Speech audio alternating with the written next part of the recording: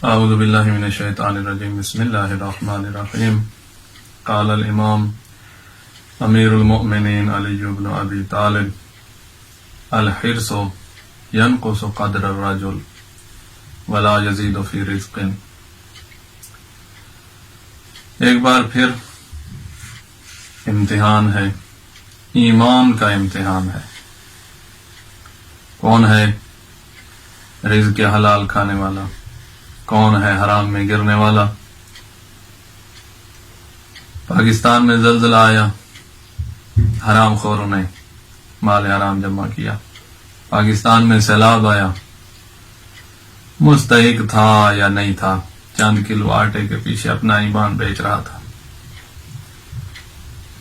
آج پھر آزمائش ہے، ایمان کی آزمائش ہے۔ حکومت نے اعلان کیا ہے کہ مستحق لوگوں کو فنڈ ملے گا۔ پھر امتحان ہے، ہو سکتا ہے لوگ پھر اپنی لالچ، پھر اپنے حرص کی وجہ سے اپنے ایمان کا سودا کریں۔ مولا متقیان فرما رہے ہیں، حرص ایسی مصیبت ہے، لالچ ایسی مصیبت ہے جو انسان کی عزت کم کر دیتی ہے، ذلت کا لباس پہنا دیتی ہے۔ ولا یزید فی رزق، اور لالچی بندے کے رزق میں بھی کوئی اضافہ نہیں ہوتا۔ تاریخ میں سینکڑوں مثالیں ملیں گی جہاں لالچ کرنے والے ذلیل ہوئے ہیں، دنیا میں بھی ذلیل، آخرت میں بھی ذلیل۔ ایک بندہ اللہ کے رسول کے ساتھ بیٹھتا، سالویہ، نمازی، 5 وقت کا جماعت کے ساتھ پڑھتا تھا۔ غربت کے دن تھے مدینہ میں، سید المرسلین 3 دن بھوکے رہتے، کچھ بھی نہیں تھا، کفار تھے ارد گرد، حالات بڑے کھٹن تھے۔ سالویہ ایک دفعہ آتا ہے اور کہتا ہے میرے لیے دعا کریں کہ اللہ مجھے غنی کر دے، یعنی امیر کر دے۔ اور اللہ کے رسول واپس بھیج دیتے ہیں اور اسی حالت پہ رہنے کا حکم دیتے ہیں۔ پھر آیا اللہ کے رسول، پھر سمجھاتے ہیں کہ میں نبی ہوں، اگر چاہوں تو سونے چاندی کے ڈھیر میرے پاس ہوں، لیکن میں نے غربت کو اختیار کیا ہوا ہے۔ سالویہ اسی حال پہ باقی رہ جائے۔ اللہ کے رسول کو خوف تھا کہ کہیں ایسا نہ ہو کہ مال آ کر اس کو گمراہ کر دے۔ پھر تیسری دفعہ جب آیا تو روایت کہتی ہے کہ اللہ کے رسول نے اس کے لیے دعا کی اور اس کے مال میں اضافہ ہونے لگ گیا۔ کہتے ہیں کہ اس کی بھیڑیں کیڑوں کی طرح بڑھنے لگ گئیں۔ 5 نمازیں جماعت کے ساتھ مسجد نبوی میں اللہ کے رسول کے پیچھے پڑھتا تھا، اور اب حالت یہ ہے کہ صبح اور شام کو آتا ہے اور ظہر عصر کی نماز بھیڑوں کے ساتھ بڑھتی گئیں۔ اب صرف جمعہ پڑھنے آتا ہے، پورا ہفتہ ادھر ہی بھیڑوں کے ساتھ۔ کہتے ہیں کہ اور بڑھ گئیں تو یہ سال میں صرف عید پڑھنے آتا تھا، اس کے بعد سارا سال اپنا بھیڑوں کے ساتھ گزارتا تھا۔ آیت نازل ہوئی جس میں زکوٰۃ طلب کی گئی، اللہ کے رسول نے بندہ بھیجا، اس نے کہا فلاں دوسرے چرواہے سے جاؤ، اس سے لو، دیکھیں گے دینی ہے کہ نہیں دینی۔ اور دوسرے چرواہے نے اپنے ریوڑ میں سے جو صحت مند موٹی تازی بھیڑیں تھیں وہ زکوٰۃ کے طور پر اللہ کے رسول کی طرف بھیجی۔ وہ لینے والا جب اس کے پاس سے گزرا تو اس نے صرف انکار نہیں کیا بلکہ اللہ کے رسول پر الزام بھی لگا دیا کہ یہ اب ہم سے ٹیکس لینا چاہتا ہے، حالانکہ سید المرسلین بنی ہاشم میں سے تھے اور بنی ہاشم پورے سادات پر غیر سید کی زکوٰۃ حرام ہے۔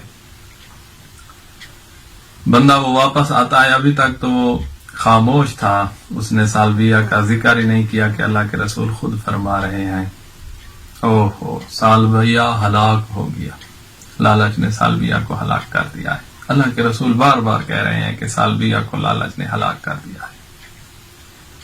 لالچ انسان کو دوسروں کے مال پر ڈاکہ دینے کی طرف، ڈاکہ ڈالنے کی طرف ترغیب دیتی ہے، اور ہر زمانے میں ڈاکہ ڈالنے والے ڈاکہ ڈالتے رہے ہیں۔ رب العالمین نے ہر ایک کو رزق دینا ہے. وما من دابۃ فی الارض الا علی اللہ رزقها. زمین میں جو چیز بھی حرکت کرتی ہے اس کے رزق کی ذمہ داری میں رب العالمین نے اٹھائی ہوئی ہے اور میں اس کو رزق دوں گا. رب العالمین نے دنیا میں رزق بکھیر کے رکھ دیا ہے. اب ہم نے چننا ہے. اپنے لیے حلال چنے ہماری مرضی، حرام کوئی چن لے اس کی مرضی. ایک بندہ مسجد کے دروازے پہ موجود ہے، امیر المومنین نے اسے اپنا گھوڑا یا خچر جو سواری تھی وہ دی اور خود نماز پڑھنے گئے. مولا جب واپس آ رہے تھے مولا نے اپنی جیب میں ہاتھ ڈالا اور 2 درہم یا 2 دینار نکالے تاکہ اس بندے کو دوں. میری سواری پکڑے ہوئے ہے. جب مولا آئے تو دیکھتے کیا ہے کہ وہ بندہ گھوڑے کی یا خچر کی لگام جو تھی وہ چرا کر بھاگ گیا تھا. مولا نے اپنی سواری کو پکڑا. بازار میں آئے تو وہی لگام بک رہی تھی. مولا نے وہی لگام انہیں 2 درہم یا دیناروں کی خرید لی. اگر تھوڑا صبر کرتا تو وہی بندہ 2 دینار حلال کے لے کر جا رہا ہوتا، لیکن اس نے لالچ کی تو اپنے لیے حرام لے کر اپنے گھر روانہ. اور حرام صرف اسی پر اثر نہیں کرتا، اس کی آگے والی نسلوں پر بھی اثر کرتا ہے. اللہ کے رسول فرماتے ہیں اذا دخلت لقمۃ حرام فی جوف عبد، جب ایک لقمہ حرام کا کسی کے اندر داخل ہوتا ہے، لعنہ کل ملک فی السماوات والارض، آسمان میں جتنے ملائکہ موجود ہیں یا زمین میں جتنے ملائکہ موجود ہیں سب اس پر لعنت کرنا شروع کر دیتے ہیں. وما دامت اللقمۃ فی جوفہ، اور جب تک وہ لقمہ اس کے اندر رہے گا، لا ينظر اللہ الیہ، رب العالمین کی ذات اس پر نظر رحمت نہیں کرے گی. اللہ کرے وہ لقمہ جیسے داخل ہوا ہے فوراً نکل جائے. اگر خون کا حصہ بن گیا ہے، اگر گوشت کا حصہ بن گیا ہے، اگر ہڈیوں کا حصہ بن گیا ہے، تو جب تک وہ باقی ہے اللہ کی رحمت سے یہ بندہ محروم ہے.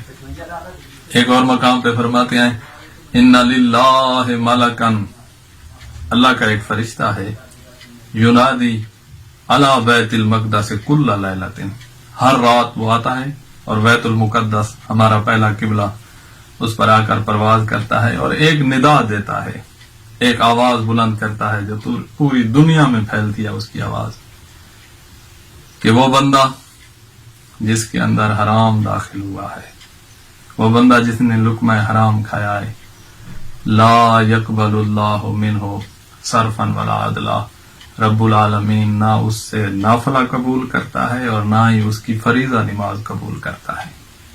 یہ ایسے ہی پڑھ رہا ہے. حرام انسان کو برباد کر دیتا ہے. کتنی پستی ہے. بعض ATM مشینوں کے ساتھ سینیٹائزر رکھے گئے ہیں اور جو پیسے نکالنے آ رہا ہے وہ سینیٹائزر بھی چوری کر کے اپنی جیب میں لے جا رہا ہے. کتنا کما لے گا یہ بندہ، کتنا جمع کر لے گا یہ بندہ، کتنا امیر ہو جائے گا یہ بندہ. تو حرام کا مال انسان کی اپنی ذلت کا سبب بنتا ہے، پستی کا سبب، اور نسلوں میں بھی اثر رہ جاتا ہے. اور اس کے مقابلے میں رزق حلال ہے. اللہ کے رسول فرماتے ہیں اذا اکل العبد، جب بندہ رزق حلال کماتا ہے اور رزق حلال کھانے بیٹھ جاتا ہے، من اکل الحلال، جو بندہ رزق حلال کھاتا ہے، قام علی راسہ ملکن، ایک فرشتہ اپنی عبادت چھوڑ کے، اپنی تسبیح چھوڑ کے اس رزق حلال کھانے والے کے سر پہ آ کے پرواز کرنا شروع کر دیتا ہے. اور صرف پرواز نہیں کرتا، یستغفر لہ حتی یفرغ، اس بندے کے لیے استغفار کرتا رہتا ہے. استغفار کی تسبیح پڑھ رہا ہے، گناہ اس نے کیے ہیں اور استغفار وہ فرشتہ کر رہا ہے. استغفار کی تسبیح پڑھتا رہتا ہے حتی یفرغ، یہاں تک کہ یہ اس رزق حلال کھانے سے فارغ ہو جائے. اتنے تک وہ پرواز بھی کرتا رہے گا اور استغفار کی تسبیح بھی پڑھتا رہے گا. التاجر الصدوق، اللہ کے رسول فرما رہے ہیں وہ بندہ جو کاروبار کرتا ہے، دکاندار ہے، صدوق سچا ہے، کسی کو دھوکے دے کر رزق حرام نہیں کماتا، کسی کے ساتھ جھوٹ بول کر اپنے رزق کو خراب نہیں کرتا۔ سچا تاجر یحشر مع الانبیاء، بروز محشر یہ انبیاء کے ساتھ معشور ہو رہا ہوگا، انبیاء کے ساتھ جنت میں جا رہا ہے۔ وَوَجْهُهُ كَالْقَمَرِ لَيْلَةَ الْبَدْرِ، اس کا چہرہ یوں چمک رہا ہوگا جیسے 14ویں کی رات کا چاند چمک رہا ہوتا ہے۔ یہ ہے رزق کے حالات، انسان کو بلندیوں تک پہنچانے والا۔ فرمایا درہم یردہ العبد، اللہ کے رسول فرماتے ایک درہم اگر کسی کا ایک بندے کے پاس ہے، نہ حق اس کے پاس آ گیا ہے، کسی اور کی ملکیت ہے، ایک درہم اگر بندہ اس کے مالک کی طرف لوٹا دے، خوف خدا آ گیا ہے، اس حرام کے درہم کو مالک کی طرف لوٹا رہا ہے، تو اللہ کے رسول فرما رہے ہیں خیر لہ من عبادت 1000 سنۃ، یہ ایک درہم لوٹانا 1000 سال کی عبادت سے افضل ہے۔ وخیر لہ من عتق 1000 رقبہ، 1000 غلام آزاد کرنے سے بہتر ہے۔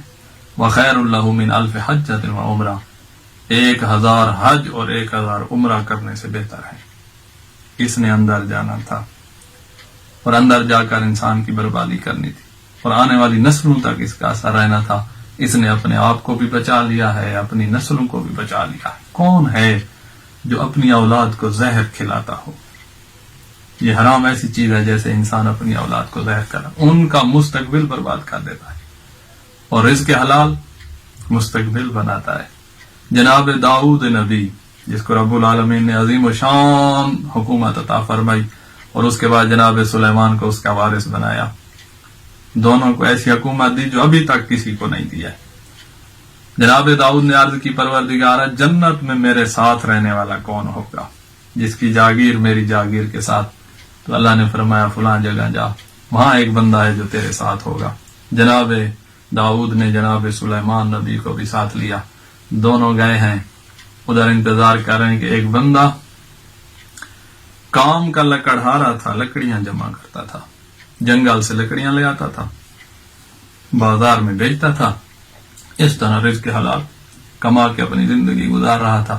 اس نے لکڑیاں بیچی، جناب داؤد علیہ السلام نے اپنا تعارف کرایا ہوگا، ساتھ لے کر گھر چلے ہیں مہمانوں کو، اور اس لکڑیوں کو بیچ کر جو آٹا خریدا تھا اس سے روٹی بنائی اور روٹی سامنے لے آئے، کھا رہے ہیں۔ جیسے ایک لقمہ کھاتے ہیں نا، وہ بندہ جو لکڑیاں لے کر آ رہا تھا، وہ جو رزق حلال، وہ لقمہ کھاتا ہے اور اللہ کا شکر ادا کرتا ہے، پھر لقمہ کھاتا ہے اور اپنے رب کا شکر ادا کرتا ہے، اپنے رب کی حمد و ثنا ذکر کرتا ہے۔ یہ تھے جو لکڑیوں کا کاروبار کر رہا تھا، لکڑہارا تھا۔ یہ تھے جناب متاع، جو جناب داؤد کا جنت میں ہم نشین ہوگا۔ رزق حلال تھا نا، اس کو رب العالمین نے جناب یونس نبی جیسی اولاد عطا کی۔ دیکھا رزق حلال کہاں تک انسان کو پہنچا دیتا ہے۔ جناب یونس نبی اس کی اولاد تھی۔ ایک بندہ کوفہ میں رہنے والا، اس وقت کے سیاسی، اس وقت کے بادشاہ، اس وقت کے گورنر ان کے ساتھ اٹھتا بیٹھتا، ان کا سارا مال حرام اور یہ بھی انہی سے لیتا، اور ان کا قریبی تھا تو لوگوں کو بھی لوٹتا رہتا تھا۔ اس کے گھر میں سارا مال حرام کا، اور پانی کی طرح شراب پیتا تھا۔ اور ابو بصیر کوفہ میں رہتا ہے، اس کا پڑوسی تھا۔ ابو بصیر مولا امام جعفر صادق کے مخلص اصحاب میں سے تھا، سمجھاتا تھا اس کو لیکن اس پہ اثر نہیں ہوتا۔ ایک دن کہنے لگا اپنے امام سے جا کر پوچھنا کہ مجھ جیسا بندہ بھی کامیاب ہو سکتا ہے۔ ابو بصیر مدینہ گیا، اس نے مولا کی خدمت میں عرض کی کہ میرا پڑوسی ہے، بندہ بڑا گناہگار ہے، لیکن یہ سوال کر رہا تھا کہ میں بھی کامیاب ہو سکتا ہوں۔ تو اس وقت مولا نے ایک چھوٹا سا جواب دیا کہ اے ابو بصیر، اس کو کہہ دینا اگر آج بھی نافرمانی چھوڑ کے فرما برداری کی طرف آ جا، میں جعفر صادق تیری جنت کا ضامن ہوں۔ ابو بصیر واپس آیا، یہ بندہ ملنے آیا، تو ابو بصیر نے مولا کا وہ چھوٹا سا پیغام سنایا.